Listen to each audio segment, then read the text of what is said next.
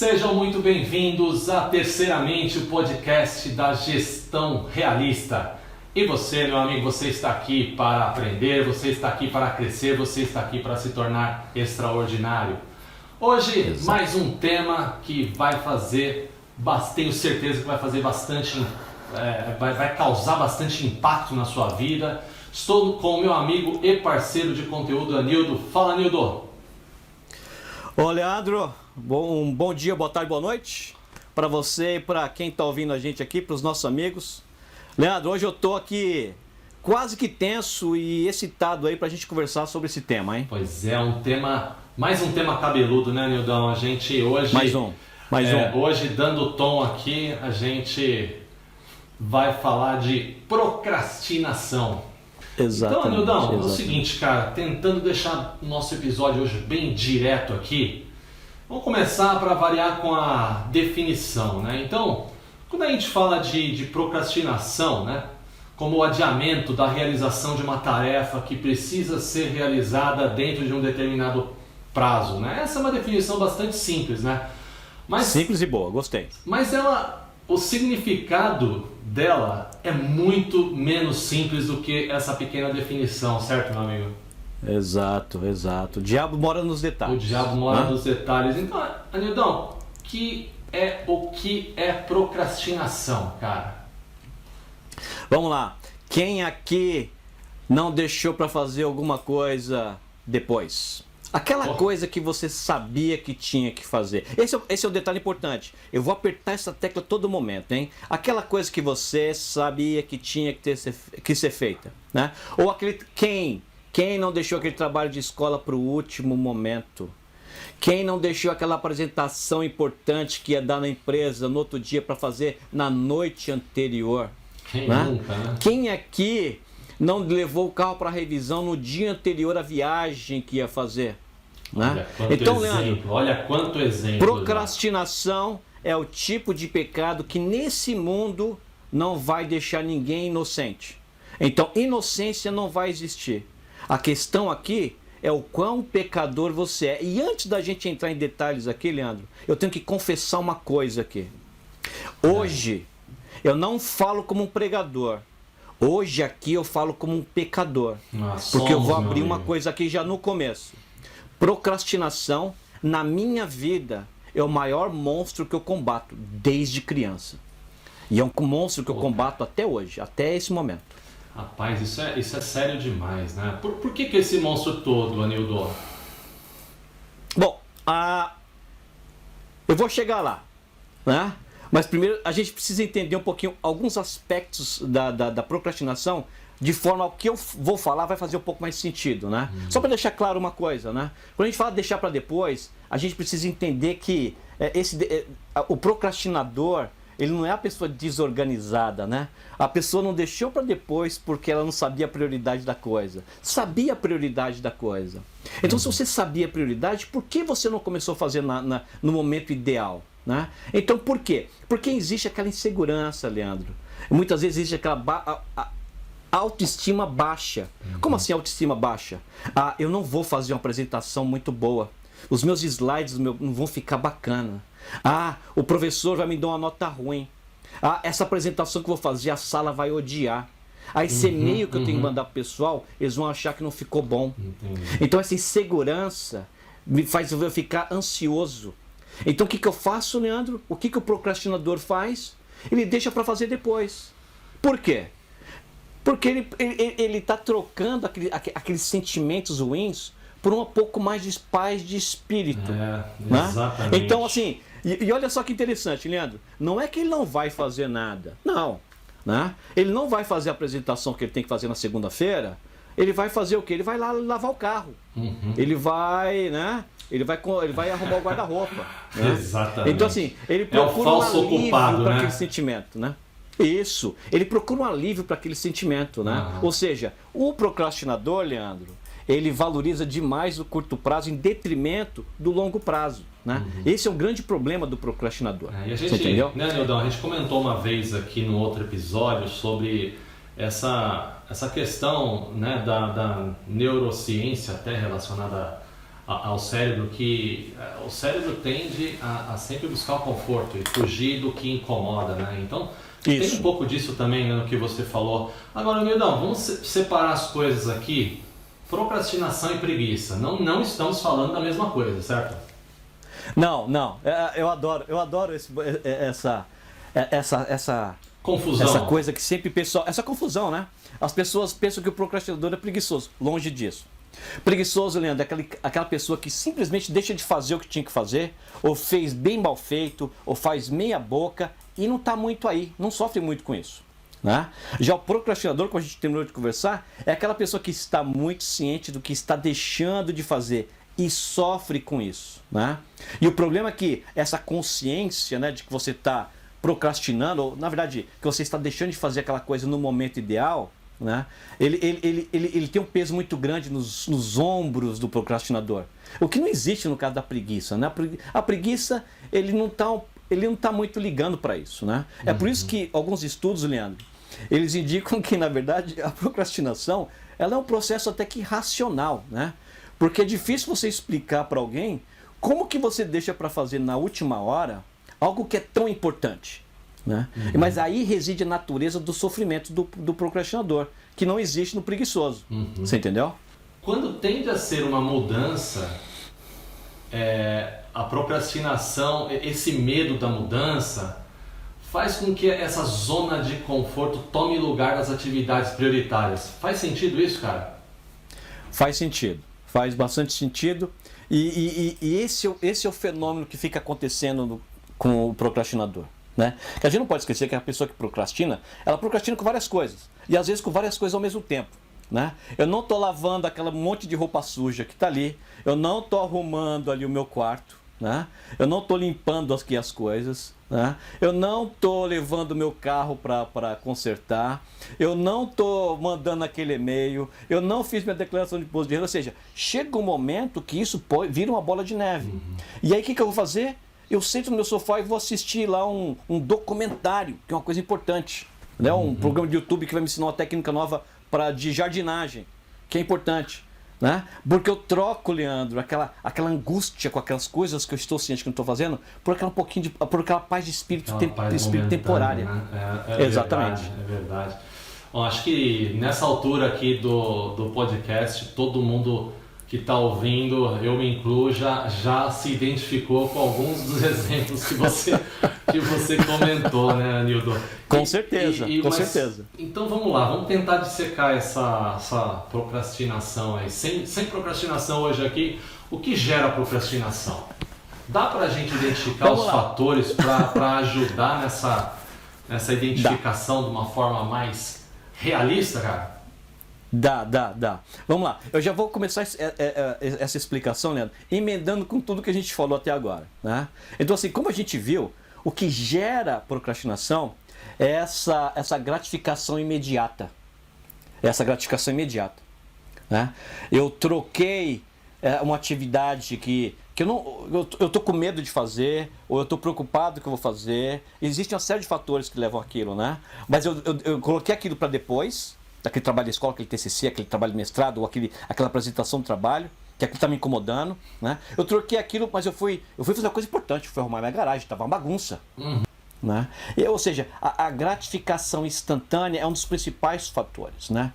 E aí agora, Leandro, eu vou dividir o restante da resposta em duas partes. Ok? A primeira parte eu vou falar do que é mais dito por pesquisas, estudos, matérias que analisam procrastinação. Porque, acredite ou não, existem estudos assim gigantescos e em todos os lugares do mundo sobre a procrastinação, dado o tamanho desse problema. Né? Existe um senso comum, Leandro. A maioria dos estudos dizem que a principal causa, a causa raiz da procrastinação é o perfeccionismo. Né? É a pessoa ter aquela questão, aqueles parâmetros perfeccionistes, né? E aí, por isso que ela acha que o slide que ele tem que fazer para a apresentação de segunda-feira não vai ficar tão bom. Isso gera aqueles sentimentos de insegurança,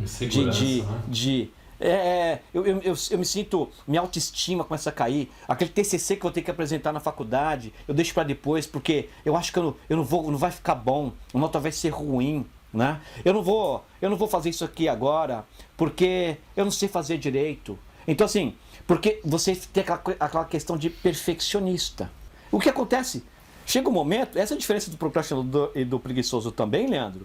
E isso acontece demais, é uma coisa que eu já sofri muito na minha vida como procrastinador, né? É que chega um momento que não tem mais jeito. Chega um momento que não tem mais garagem para você limpar, não tem mais carro para você lavar, porque é o seguinte, amanhã é o dia da apresentação. Aí o que o procrastinador acaba fazendo? Aquela coisa absurda, vira à noite, ou noites, as últimas, fechando aquele TCC, e vai ficar uma porcaria, na maioria das vezes, né? Aí você vira à noite fazer aquela apresentação que você vai ter que fazer no outro dia lá no seu trabalho, e ela não vai ficar boa, né? Ou seja, no final das contas, aquele medo que você tinha que não te deixou fazer algo, ele se justifica. De uma forma muito ruim para você, ele se justifica. Eu falei, eu não ia ficar bom, né? Eu falei, eu não sabia fazer. Eu não falei, eles não iam gostar. Não porque você não sabe fazer, não porque não ficou realmente bom. É porque o procrastinador ele deixa para o último instante, quando não tem mais jeito. Ele desperdiça a chance de fazer isso quando tem tempo. Mas, Leandro, na minha vida pessoal, eu acreditei muito nisso, na questão de perfeccionismo. Só que acreditar só no perfeccionismo não funcionava para mim, não funcionou. E aí, Leandro, eu tive que fazer uma avaliação muito mais profunda mesmo na minha vida, né? E no meu caso, de novo, eu digo que isso que eu estou falando são as minhas cicatrizes, né, de feridas em mim, não são necessariamente as mesmas em outras pessoas. Leandro, chegou um momento que nessa busca, eu passei desse nível de perfeccionismo, porque perfeccionismo, na verdade, é uma palavra que esconde muitas outras coisas. Não é a causa raiz, ela é a manifestação de uma causa raiz. E eu vou falar agora aqui uma coisa, Leandro, que é o Anildo que está falando. Essa aqui é uma definição do Anildo. O Anildo diz, 98% das pessoas nesse mundo, Leandro, tem a causa raiz da procrastinação, o medo. Falou tudo, não é que você acha que o padrão é esse, não. É que você tem medo que você não sabe fazer. Falou tudo. Não é que você acha que eles não vão gostar, é que você tem medo da reação deles. Falou tudo. Sabe? O medo, Leandro, o medo. Não, você tem total razão e tem também muita relação com o que a gente falou há pouco, né? De você evitar uma zona onde você não se sente confortável, né? Então, e principalmente quando é um assunto novo. Ou quando é um assunto, entre aspas, difícil, onde você vai ter alguma exposição, né? Essa eventual falha, eu acho que comigo ajudou muito. E eu vou dar aqui o meu relato pessoal sobre essa questão, né? Que para mim, essas zonas, quando falou de perfeccionismo, me definiu muito. Eu tinha sempre muito medo de não estar à altura, né, quando eu procrastinava algo, né, não estar à altura do meu cliente ou de quem quer que seja que fosse o meu relacionado ali com o tema. Então, eu me identifico com essa definição desse medo, desse problema do perfeccionismo, mas é só por isso que é ruim ou também tem outros aspectos que tornam essa procrastinação tão prejudicial para a vida, né, das pessoas, Anildo? Boa. Então, eu gostei dessa separação, né? Da qualidade do que você faz e qual outro problema pode existir, né? Na verdade, o menor problema que um procrastinador encontra na vida é com a má qualidade do que ele entrega. A gente não pode esquecer que antes dele ter entregue aquele trabalho ruim, ele sofreu demais. Ele sofreu muito, né? Ele sofreu angústia. Todo mundo aqui pode lembrar de algum trabalho de escola que ficou para o último momento.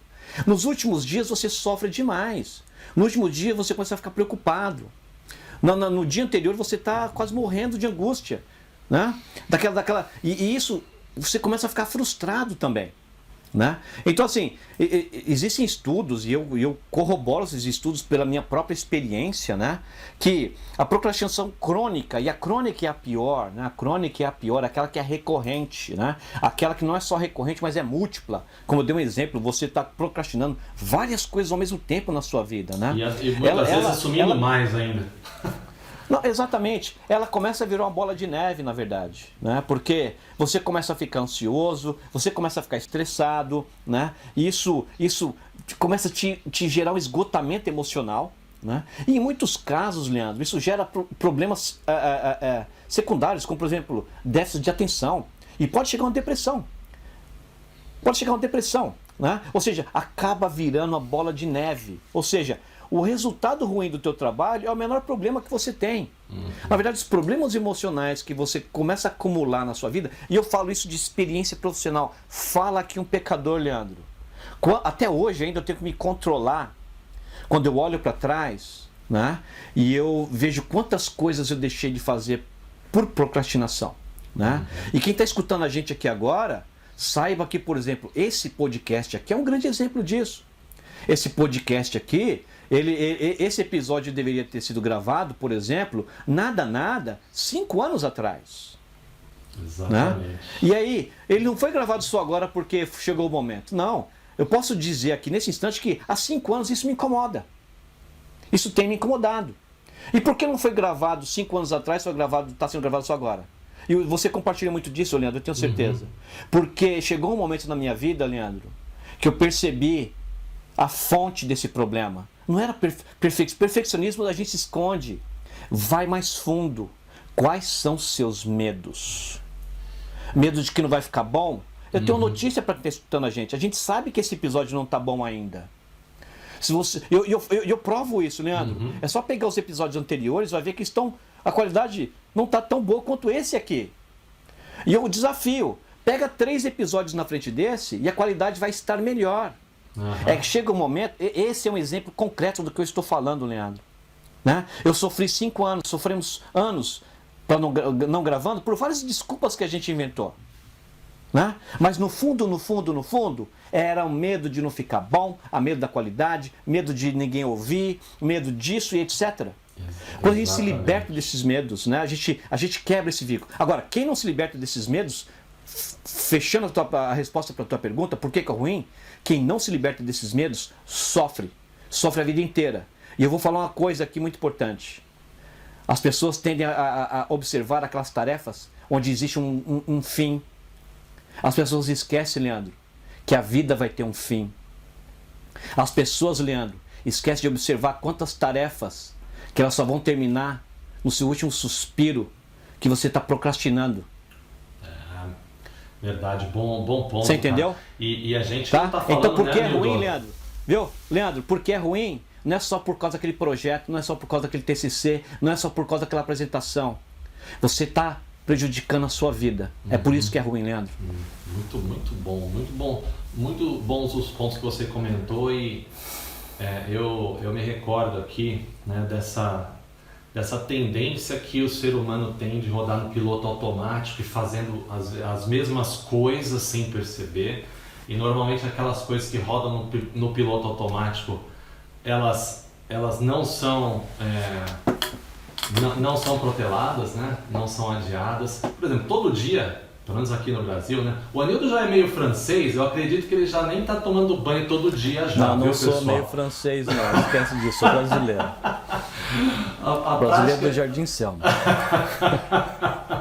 A prática aqui é a seguinte, que você não esquece de tomar banho, entendeu? Você não esquece de dormir, você tem uma série de coisas já, você não esquece de comer, que rodam no piloto automático, né?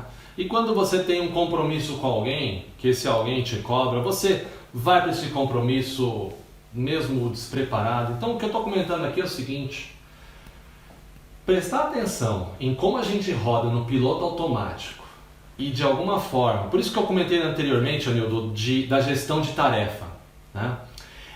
É importante sim essa gestão efetiva de tarefa para você entender, a gente comentou também no outro episódio, o que é importante e o que é urgente. Então esse nosso episódio aqui, esse nosso projeto da Terceiramente, da gestão realista, sempre foi importante. Mas as coisas urgentes na nossa classificação sempre tomaram a frente. Então, além do medo, além do perfeccionismo, tem essa rotina de atividades diárias que você já está muito habituado a fazer, que está dentro da sua zona de atuação e que, de certa forma, também dão um motivo para o nosso cérebro para procrastinar, para protelar, né? Tem muito disso também, Leandro, né, rapidinho. Rapidinho nesse ponto, Leandro. Tem um detalhe cruel nisso. As coisas urgentes a gente tem que fazer porque, né, aquela coisa, o bebê está chorando, existem coisas urgentes que você não tem como não tem como negociar. A criança está chorando e tal. Agora sim, a apresentação que você vai fazer amanhã, não tem como você virou urgente. Mas só que o procrastinador, ele gera as coisas urgentes, ele é responsável pela maioria das coisas urgentes que vêm para a vida dele. Esse é o problema.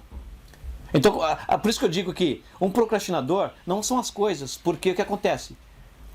Gestão de prioridade, ele vai ter, fazer as coisas urgentes importantes. O procrastinador ele vai sempre estar afundado em coisas urgentes, porque a procrastinação gera essas coisas urgentes. Esse é o problema. Esse é um círculo maligno na vida do procrastinador.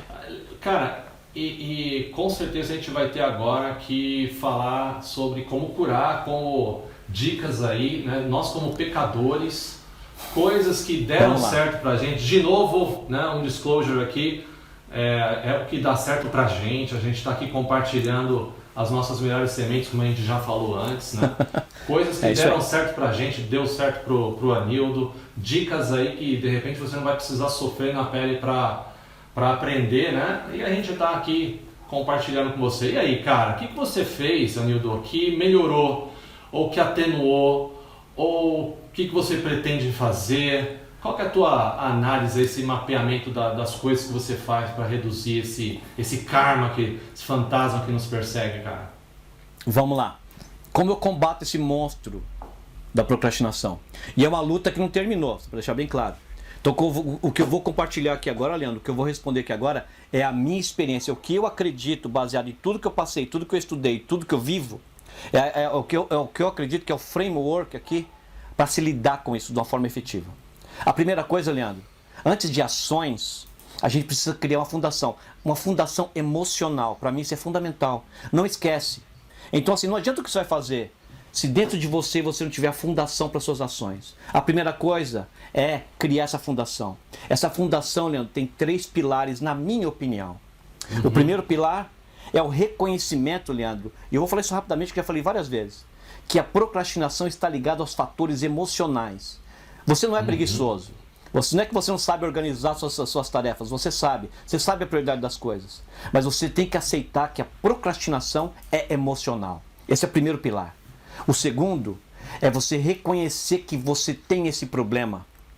Você não é preguiça, não é falta de organização, você tem um problema emocional. Leandro, eu lembro do momento na minha vida onde eu cheguei a essa conclusão, porque você me conhece muito bem, quem me conhece sabe muito bem que se eu falar que o meu problema é medo, todo mundo vai rir. Porque todo mundo vai falar assim, Anildo, o último problema que você tem na sua vida é medo. Quando eu cheguei a essa realização na minha vida, Leandro, foi um choque para mim. Mas depois de muito se autoanalisar, eu cheguei, não, realmente, é isso mesmo. E aí isso me ajudou demais. E eu me perdoei. Então o procrastinador, ele tem que reconhecer o problema emocional que ele tem. Ele tem que se perdoar. E aí, Leandro, ele tem que olhar para o problema dele no outro ângulo. Sabe qual é o ângulo? Ele sofreu muito tempo porque ele sabia que ele não estava fazendo o que tinha que fazer. Sabe por quê?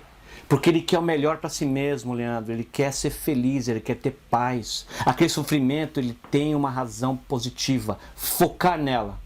O terceiro pilar, Leandro, emocional para as ações, né, é que ao você reconhecer que você tem um problema emocional, ao você se perdoar, o terceiro pilar fundamental é você aceitar suas limitações atuais. Muito legal. E você aceitar que nada que você vai fazer será perfeito.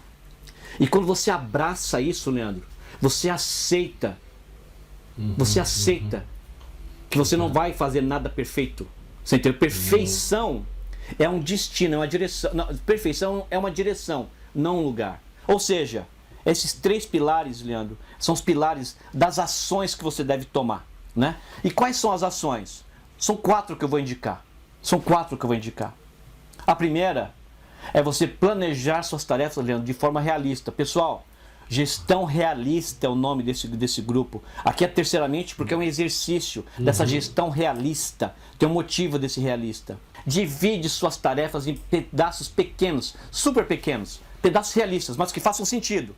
Não, por exemplo, eu vou fazer meu TCC 1 parágrafo por dia. Não é realista. Não vai dar tempo. Né? Mas eu vou fazer meu TCC 1 página por dia. Eu vou fazer o meu relatório 1 página por dia. Eu vou fazer meus slides para minha apresentação. Vou fazer 2 slides por dia. Vou fazer um slide de manhã, um slide de noite. Nessa semana toda. Vou fazer minha apresentação. Né? E começa. Né? Começa por aquela parte que você menos sofre, que você mais gosta. Né? E isso é a primeira ação que você tem que tomar. Essa é a primeira coisa. E dá o primeiro passo, né? Isso, começar. Exato. Né? Leandro, mas essa é a mágica. Quando você divide aquela tarefa gigante, né? Eu tenho que dar uma apresentação na minha empresa para todo o grupo de vendas global. São 350 pessoas. Putz, que medo. Não, faz o seguinte. Não, esquece um pouquinho, você sabe qual é o tamanho do elefante. Agora faz o seguinte, qual é o primeiro passo? Pega tudo pequenininho. Meu passo é fazer a capa do slide, ou definir o roteiro da minha apresentação. Começa por aí, esquece do tamanho da tarefa, né? E começa por ali. Sabe por quê? Você vai fazer o roteiro. Quando você fizer o roteiro, você vai se sentir bem, falou, que legal. E aí você vai pro próximo, e pro próximo, você gera momento. E quando você começa também, o cérebro vai já entrar naquele modo, colocar aquela atividade dentro de uma grade de tarefas em execução. É muito diferente de uma tarefa estar em espera, de uma tarefa ter iniciado, por menor que seja a tarefa. Né? Começou, o arquivo já tem um nome, né? Já se matriculou na academia. É isso aí. Pô, já é um passo enorme, é um passo pequeno, mas também é muito, muito importante na direção, né, do destino. Muito legal. E, bom, Anildo, e sobre distrações, cara? Eu acho que isso hoje em dia, não justificando aqui como um pecador, mas é um dos grandes aliados da procrastinação, né, não? Sempre foi. Sempre foi. Antigamente a pessoa não tinha internet, a pessoa não tinha mobile, né? Mas ele tinha o café da empresa, ele tinha aquela janela bacana com aquela vista super legal, né? Ele tinha o telefone para ligar de repente para os amigos, etc. Ou seja, distrações. O segundo passo, Leandro, que eu recomendo é você ter que mapear quais são as suas distrações, né? E aí o que você tem que fazer? Dificulta as suas distrações. Deleta aqueles apps do seu telefone que vai fazer você ter que abrir um browser e etc. Né? Não dá para deletar do meu fone? Cria uma senha gigante. Sabe, muitas vezes você tem que, para abrir o WhatsApp, você tem que digitar uma senha e colocar o seu polegar? Faz isso, para não ser tão fácil. Né? A vista está te incomodando. Quando você tem uma atividade boa ou importante, fecha a janela. Né? Enfim, Leandro, deixa eu te falar uma coisa que o Anildo Procrastinador faz nesse ponto, por exemplo. Eu não tenho que estar no escritório todos os dias, né? Mas o que acontece? Quando eu tenho uma atividade muito importante para fazer, uma apresentação, um relatório, enfim, algo assim, sabe o que geralmente eu faço? Eu vou para o escritório. Sabe por quê? Lá é open plan, lá é aquela parte aberta, né? Ninguém tem escritório mais, né? Então meu monitor está lá. Quem passa ali no corredor vê meu monitor, ou seja, Facebook, Twitter, né? o UOL, né? Aquelas páginas, você já se sente um pouco assim constrangido em ficar abrindo isso no meio de todo mundo. Ou seja, eu crio condições onde aquela vontade de abrir aquele browser, eu crio uma condição que vai evitar de eu abrir tantas vezes. Né? Então assim, fechando esse ponto, a segunda parte que eu digo, a segunda principal ação é dificulte e evite as suas distrações. Olha, né? Isso é importante.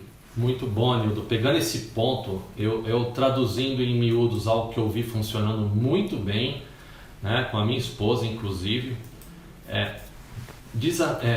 desinstalar aplicativos de rede social, por exemplo, Facebook. Né? Precisa acessar o Facebook. Se isso está sendo óbvio, se isso está sendo um problema para você, no Instagram, desinstala o aplicativo, dificulta como o Anildo comentou e acessa pelo browser, por exemplo. Pelo menos em alguns momentos no meio da semana, por exemplo, se permita tentar focar no que é mais importante. Aí a gente vai no tema foco, né? Acho que todas as atividades que de alguma forma vão eliminar as distrações e fazer com que você foque no que é prioridade, para mim foi algo que funcionou bastante. Porque o procrastinador também, não somente, sofre de problema de foco, né, Anildo? Não é foco, é prioridade. Assim, é dentro dele, é questão emocional. Ele sabe focar quando vai fazer. Quando ele vai lavar o carro, ele vai lavar o carro com foco. Quando ele vai fazer aquela outra coisa, ele vai fazer aquela coisa com foco. Então, foco não é necessariamente problema. Tá? Assim, ligado a isso, Leandro, o terceiro ponto que eu vou recomendar aqui é procrastinar.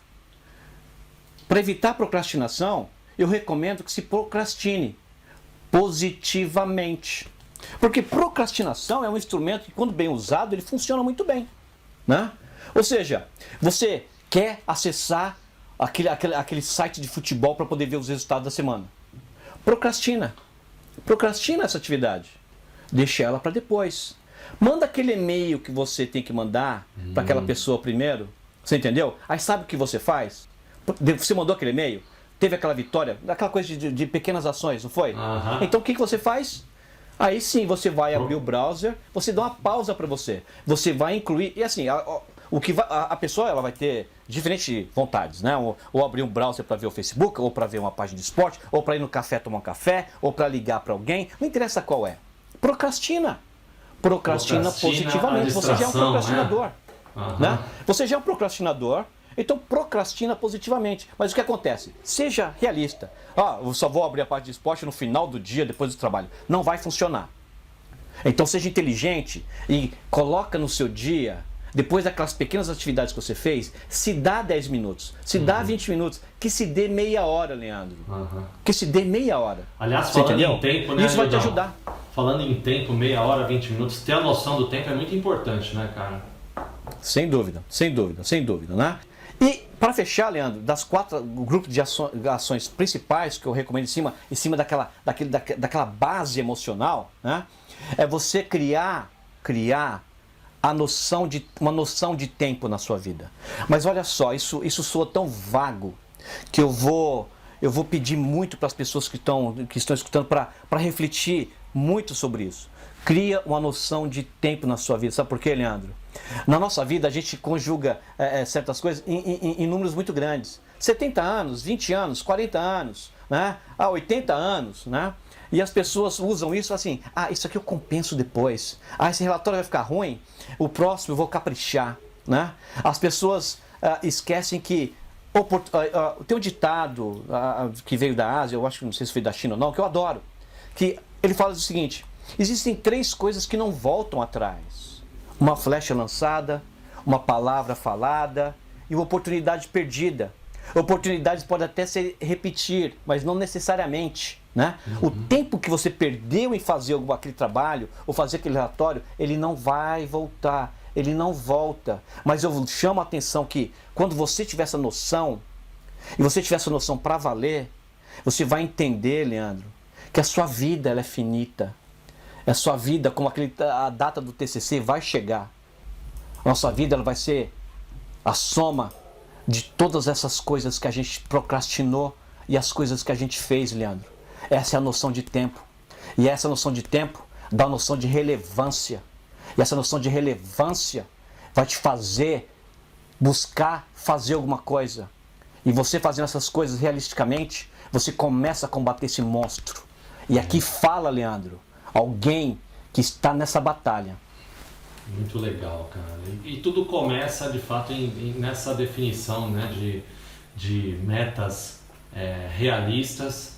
A gente tem uma máxima aqui que não é nossa, mas a gente adotou, que é melhor feito do que perfeito. Eu acho que para evitar essa questão do procrastinador crônico que busca a perfeição, né, esse tipo de procrastinador crônico, é muito legal. Eu acho que tem muitos tipos, né, de procrastinadores, mas a gente debateria, mas no final a consequência é sempre a mesma, né? É você deixando de ser o que você poderia ter sido, né?